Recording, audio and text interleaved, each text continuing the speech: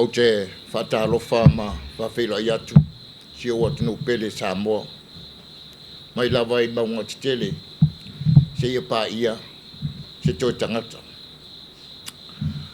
O maia se o tātou tapuai i le atua. Nā tātou vii le vi inga o saunia.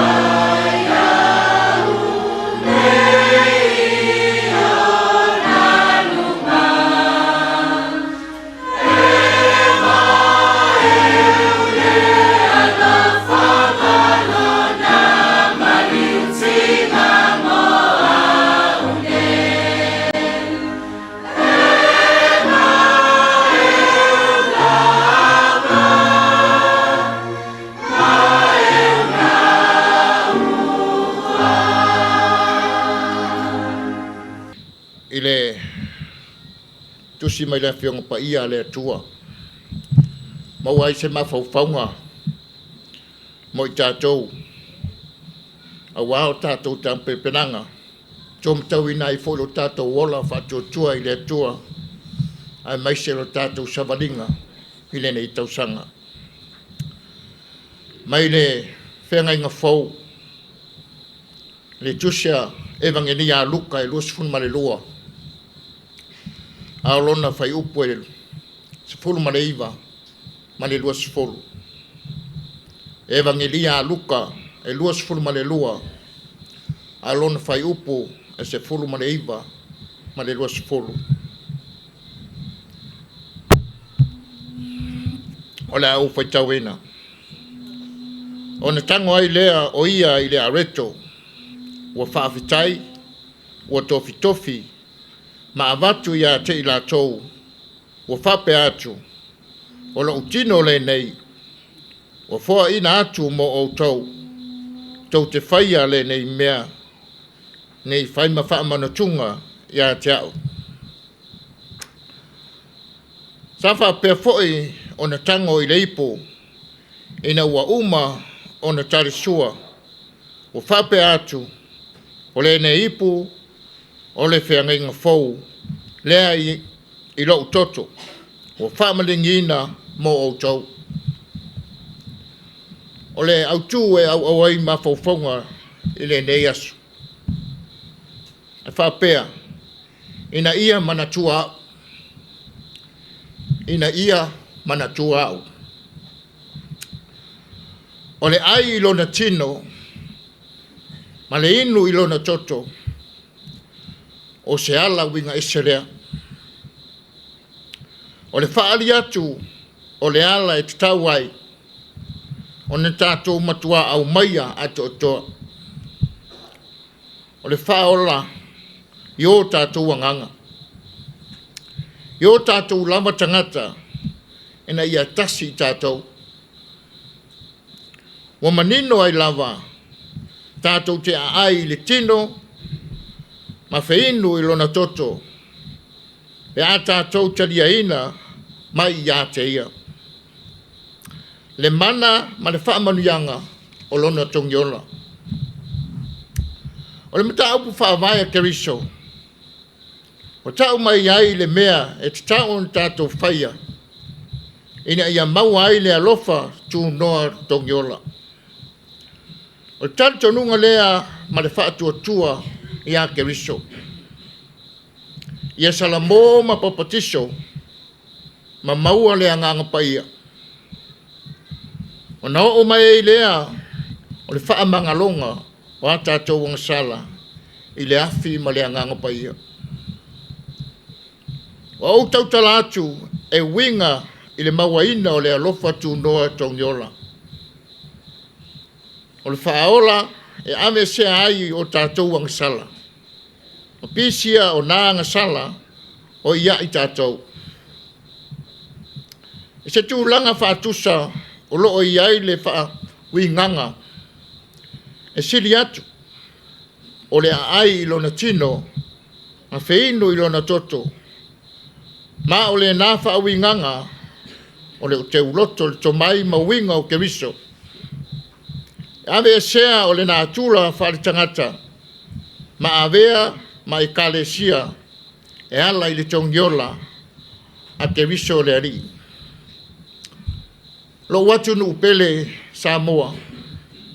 Fai maile au tua ma faufaunga o le nei asu. Ina ia manatua. Ia tātou manatua le tongiola ma le whaola. Na saunia e le alii mo oe mau. Mo tātou ia i nei tā penanga o le maliu ma le toetu o le whaola. Ewi lawa fo'i le tele o whawhitauli e whisaua ina ai no tātou soifuanga. Ai tātou te tepa taulai i le alii malana whaoltanga. I le e soto e luas fulma le valu alon whai upo e. Luas fulma le wha alon whai upo e valu. O na amelea e mose o le toto maana sausawina ai le nuu. O whaapea fo'i whaauta o le toto o le whiangainga ua o sia e le alii ma o tou i nei mea uma. Sa moa lo watu nuu. O se whamanatu o le tato wosi ngā whiangainga ma le atua le talia o le tino ma le toto o Yesu Keriso e whai ma whaamanutunga ia te tatou. te i o tātou te talo. Lo mātou ta māpa i ai o le langi. Mātou te whawhitai a lawa fio. Iawa no tutusa wa saunia mo i mātou. Whai ei no mātou wheiloa ai malo mātou watu nu pele. I lunga o lawa fio malo walofa malo wanga lelei. Ia te i mātou. Mātou te whawhitai ini sa vali. Sa mātou whaalongolongo ma le toa. Na ia mwhai o ni tai ala ina ai mātou. A walo mātou sa valinga. Le nei tau sanga. Ia e maise o le mātou iai. Tonu o lau. Tala le leilo mātou. Ta mai mātou te talo. Siri la mātou whaafitai lau lava tong yola. Saunia e lau fion popo ngāti ai lo walo Yesu Christo. Ilunga le sa taulo na o i mātou whanawang sala. Au mātou talo atu i lau fio i au whamanianga. Se ie whamanuia ai si o mātou atu no pele o Samoa. A manuia i Taitai. Si o mātou atu no. E afua mai maunga te tele. Se iau o i maungaiti. Ia i au whamanianga lo mātou tamai. A mangalo lo mātou atu no. Ini te se mani o mātou whale tonu. A mangalo i mātou umalava. O mātou wolem wala au atu ai lo walopele o Yesu Christo. Amen.